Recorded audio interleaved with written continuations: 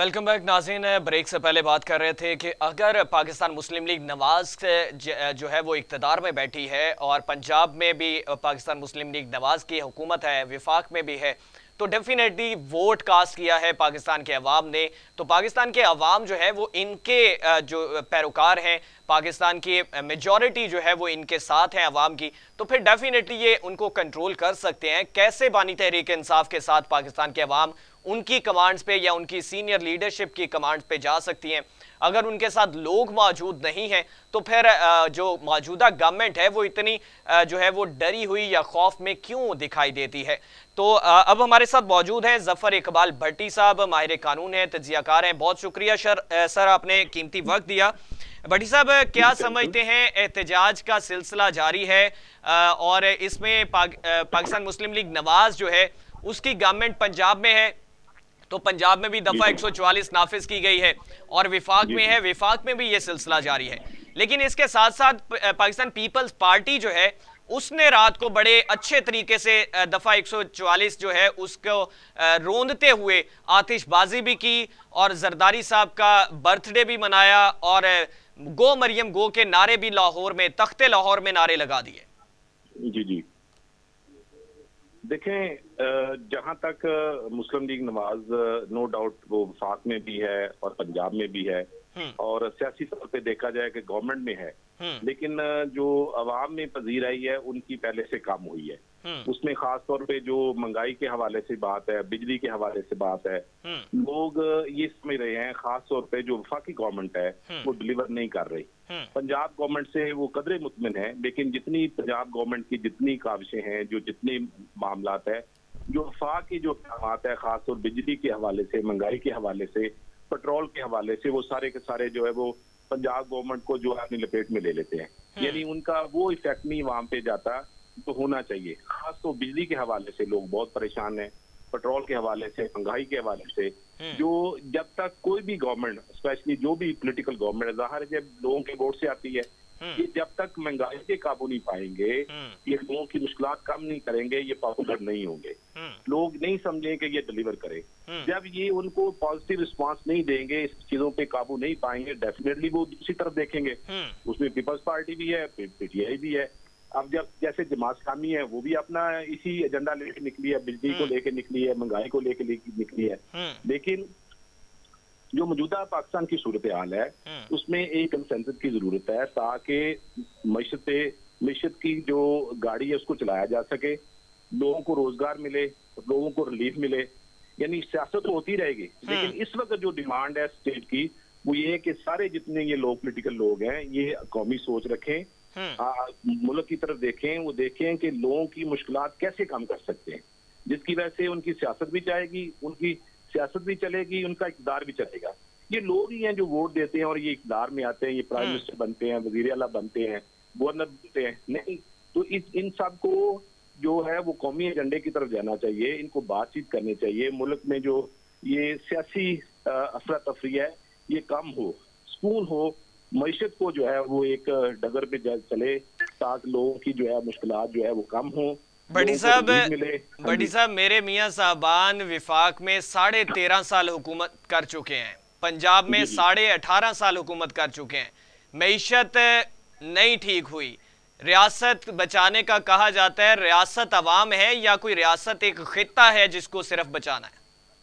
देखें, ये जो रियासत है अवाम जो है वो रियासत का लाज़िम मलज़ूम है। नहीं, देखें खित्ते के साथ वहाँ पे मखलूक होगी, मखलूक खुदा होगी, तो फिर ये वो रियासत बनती है ना। ये दोनों लाज़िम मलज़ूम है। लेकिन मकसद ये है कि अब अगर हमने देखें, ये होता है कि माजी से सीखें और जो है मुस्तकबिल की तरफ देखें। अगर हमने सिर्फ माजी को ही देखा कि उसने ये किया, उसने वो किया, जैसे जो भी मामलात हुए हमारे मुल्क की, जो हर मुल्क की अपनी हिस्ट्री है, उसमें अप्स एंड डाउन है, नेगेटिव है, पॉजिटिव है, लेकिन हम मोस्टली हमारा ये है कि हम नेगेटिव की तरफ ज्यादा देखते हैं कि उसने ये किया, उसने वो किया। अगर इस कौम को आगे लेके जाना है, मुल्क को आगे लेके जाना है, तो एक का सोच जो है उसकी तरफ जो है, जैसे आप चार्टर ऑफ डेमोक्रेसी हुआ, इस तरफ चार्टर ऑफ इकोनॉमी या पॉलिटिकल जो भी सेट है उसकी तरफ भी जाना पड़ेगा। इसके बगैर जो है वो मुल्क तरक्की करता नजर नहीं आता। बड़ी साहब, ठीक है, आपने दुरुस्त बात की है कि माजी जो है उसको भुलाना चाहिए, लेकिन माजी इतना उससे सीखना चाहिए, उससे सीखना चाहिए, माजी से सीखना चाहिए। हाँ, माजी से हाँ सीखना सिर्फ अवाम ने है या हम या हम सहाफियों ने, एंकर्स ने सीखना है कि हम तनकीद ना करें, हम उस चीज को भुला बैठे? लेकिन अवाम का दर्द है, उसको मद्देनजर रखें तो पिछले 75 साल से अवाम जो है इसी तरह डे बाय डे एक जाता है दूसरा आता है तो अवाम मजीद मुश्किलात का शिकार दिखाई देते हैं। तो ऐसा ही है।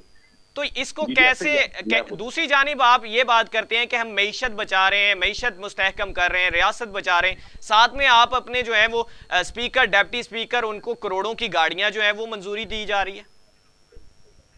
देखें, जो जिस तरह आपने बात किया कि उनको करोड़ की गाड़ियां दे रहे हैं, इसमें इस वक्त तो जरूरत ये है कि आप मैक्सिमम जो है अपनी बचत करें और वही जो जितने पैसे हैं जो बचत है वो आवाम पे लगाएं, ठीक है। लेकिन उसमें समटाइम इसमें आती है कि क्योंकि जो जितने लोग ये गवर्नमेंट में होते हैं उनकी जरूरत भी होती है, इसमें कोई शक नहीं कि वो पुरानी गाड़ी में नहीं जा सकते, नई गाड़ी जरूरी है। मैं बात पूरी कर रहा हूँ। जी बड़ी साहब, नहीं होनी चाहिए जी, उसमें एक्सेस नहीं होनी चाहिए, ज्यादती नहीं होनी चाहिए। यानी जो गवर्नमेंट जो है तो आवाम का पैसा है वो अपने लल्लो तल्लों पे नहीं लगाना चाहिए, याशी पे नहीं लगाना चाहिए। जरूरत जो गवर्नमेंट की है, जो मशीनरी की है, उस पे लगाना चाहिए। ये आपकी बात किसी हद तक ठीक है, लेकिन जो अब जो जिम्मेदारी है दोनों तरफ है, जहाँ पे गवर्नमेंट की तरफ भी है कि वो अपने अवाम के लिए अपनी जो है वो सोचते पैदा करे, दूसरी तरफ अवाम भी है कि वो भी एज अ कौम जो है वो भी रिएक्ट करे, वो भी अपने आप को डिसिप्लिन में लाए, वो भी उनकी भी जिम्मेदारियां हैं। ये दोनों तरफ से जब ये हो, दोनों मिलकर चलेंगे तो ये होगी। अच्छा बड़ी साहब, क्या समझते हैं कि अवाम कब तक इसी तरह से साथ दें तो मुल्क के हालात बेहतर हो जाएंगे, अवाम सुकून की नींद सो पाएंगे? फिर देखें, जो अवाम होती है उसका मेन होता है कि वो अपने वोट के जरिए जो गवर्नमेंट चेंज करती है। अभी इलेक्शन हुए हैं, जो भी जिस तरह भी मामला है वो आप सब जिस तरह अवाम ने जिनको मुंतखब किया वो इक्तदार में बैठे हैं। मेरे ख्याल में जो तो मामला है सियासी, उसमें हम पीछे हैं। हमें ना ही हम अपने इंस्टीट्यूशन को डेवलप कर सके, ना ही हम पॉलिटिकल सोच बना सके, ना ही लोगों को तरबियत कर सके, ना ही हमारे यहाँ वो माहौल हुआ। तो अभी भी जो है ना वो एक तरह की अंडरस्टैंडिंग कह लें, एक तरह की आप कह लें कि अभी इनको लिया है तो उनको ले लेंगे, वो ठीक है तो ये गलत है, वो गलत है तो ये ठीक है। यानी ये जो अवाम चाहती है, जिस तरफ लेके जाती है, मेरे ख्याल में हम वो अभी उस चीज की तरफ नहीं जा रहे। हम इस पे जो है वो जो है अभी सेटलमेंट में है, ये चीज हो जाएगी, ये बेहतर है, फलाम बेहतर है। नहीं, जो अवाम एक बार आती है उसको दें, बाद में देखें, अगर वो नहीं डिलीवर करते तो लोग उनको अपने वोट से बदल। तो चीजें जो है हमारे मुल्क में जो एक पॉलिटिकल इंस्टीट्यूशंस हैं और जो तरबियत है वो हमारे यहाँ लैक करती है, वो अभी फ्लो में नहीं है। जैसे दूसरे मुल्कों में है, 2 पार्टी सिस्टम है, एक पार्टी आती है दूसरी, अच्छा फिर उसमें मरूसी सियासत भी नहीं है। वहाँ पे जो बंदा डिलीवर करता है या जो बंदा अच्छा काम करता है, अच्छी सोच रखता है, लोग समझते हैं कि बेहतर है, वो लीडरशिप में आ जाता है। यहाँ पे ये होता है कि जो मरूसी लीडरशिप है वही चल रही है। ये अगर इसको पॉलिटिकली जो है वो अगर डेवलपमेंट होती है तो मेरे ख्याल में। अच्छा बड़ी साहब, एक जानिब सियासी जमात जो है वो एहतजाज कर रही है, धरना देने जा रही है अवाम के लिए, महंगाई के हवाले से, बिजली को बिलों में जायद कीमतों के हवाले से, जमात इस्लामी की बात कर रहा हूँ। दूसरी जानिब पाकिस्तान तहरीक इंसाफ है, वो अपने कारकुनान अरकान उनकी रिहाई का मुतालबा कर रहे हैं और दूसरे दीगर चीज़ों के मुतालबात कर रहे हैं। आप उनको पाकिस्तान तहरीक इंसाफ को एक साइड पर रख के अगर जमात इस्लामी का सोचें तो वो तो कौमी मफाद के लिए बात कर रहे हैं फिलहाल, लेकिन दूसरी जानिब इज़्ज़ातियात के लिए आसिफ अली जरदारी साहब का बर्थडे मनाने के लिए दफ़ा 144 जो है उसको रोन दिया गया, आतिशबाजी की गई, नारे भी लगाए गए। इत्तेहादी हैं, ना कोई पर्चा हुआ, ना कोई लोग उठाए गए, ना कोई लीडरशिप अंदर है, कुछ भी नहीं हुआ। देखें, जब तक अगर जो गवर्नमेंट के लोग हैं वो अपने आप को विद इन लिमिट्स नहीं रखते, वो कानून की पासदारी नहीं करते, तो आप दूसरों से तो नहीं कर सकते।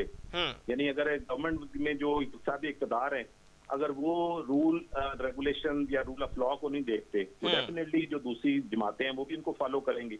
वो भी चाहती हैं कि अगर ये इनको अगर उन्होंने जैसे आपने कहा कि उन्होंने वायलेशन की है 144 की, तो जो दूसरी तरफ अगर वो एहतजाज करते हैं तो वो जो है वो कंडेम्ड होते हैं, उनके खिलाफ पर्ची होते हैं, और ये जो है वो उसको सेलिब्रेट करते हैं।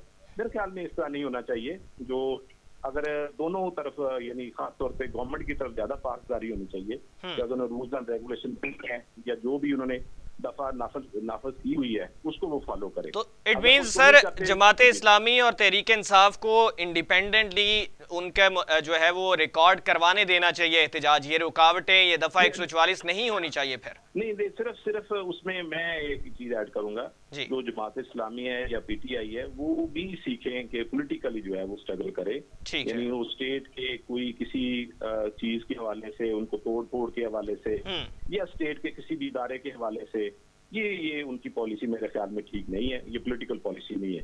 क्योंकि यही इदारे कल को ये इक़्तिदार में आएंगे तो यही इदारे उनको सर्व करेंगे, उनके अंदर होंगे और इन्हीं के थ्रू उन्होंने जो है वो स्टेट चलानी है। तो मेरा ख्याल बड़ी साहब असल में ये माजी से रीत रिवाज है, इसी तरह से ये रीत रिवाज चलता आ रहा है। डंडा बरादर फोर्स आ गई पाकिस्तान मुस्लिम लीग नवाज के साथ इत्तेहादी जमातें, तो वो डंडा बरादर फोर्स जो है वो जाती है सुप्रीम कोर्ट के साथ रेड जोन में। बात को जी मैं आपको बात काटूंगा, जहां भी हो, जो भी हो, कोई चाहे ए हो बी हो सी हो, इट्स नॉट एक्सेप्टेबल। हाँ, इट्स नॉट एक्सेप्टेबल। आप पॉलिटिकल स्ट्रगल करें, अपनी बात करें, अपना एहतजाज करें, लेकिन जो स्टेट बेसिकली स्टेट की जितनी प्रॉपर्टी होती है, अवाम की प्रॉपर्टी होती है, उसको आप डैमेजेस करते हैं तो अपना नुकसान करते हैं। ठीक है भट्टी साहब, बहुत शुक्रिया। Welcome sir, welcome. बहुत शुक्रिया भट्टी साहब, आपने कीमती वक्त दिया। जफर एक भट्टी साहब हमारे साथ मौजूद थे, सीनियर वकील भी हैं और तज्जियाकार भी। ये तमाम तर सूरत हाल है जिसमें अवाम जो है वो हर जानिब से पिसते हुए दिखाई देते हैं।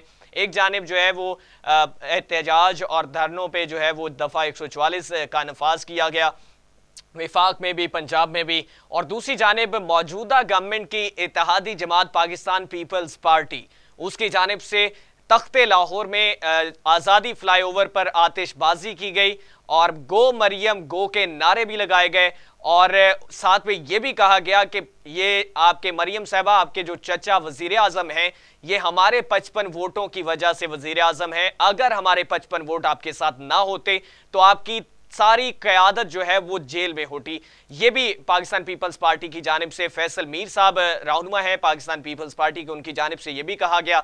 तो एक ये दोहरा मेयार जो है, इत्तेहादी जमातों को जो है वो किसी किस्म की ना तो कोई पकड़ दकड़ की गई, ना कोई उन पे कोई मुकदमा दर्ज होता हुआ दिखाई दिया, लेकिन उसी के दूसरी तरफ जो है वो जमात इस्लामी के कारकुनान, उनके रुकन, उनके घरों पे छापे भी मारे गए और जो है वो रुकावटें भी खड़ी की गई। तो अवाम के मुतालबात के लिए अगर कोई सियासी जमात भी निकलती है या अवाम पाकिस्तान के निकलते हैं अपने मुतालबात के लिए, तो उनके लिए रुकावटें खड़ी की जाती हैं, उन पे जो है वो तशद्दुद भी किया जाता है, पकड़ दकड़ का सिलसिला भी जारी होता है। तो ये एक सवालिया निशान है मौजूदा हुकूमत पे, और रियासत के लिए ये एक काबिल गौर बात है कि अपनी रियासत की बात बचाने की करते हैं, लेकिन रियासत में पाकिस्तान के अवाम जो है वो प्रायोरिटी में आते हैं। अपने मेज़बान हमजा भट्टी को इजाज़त दीजिए, अल्लाह नेगहबान।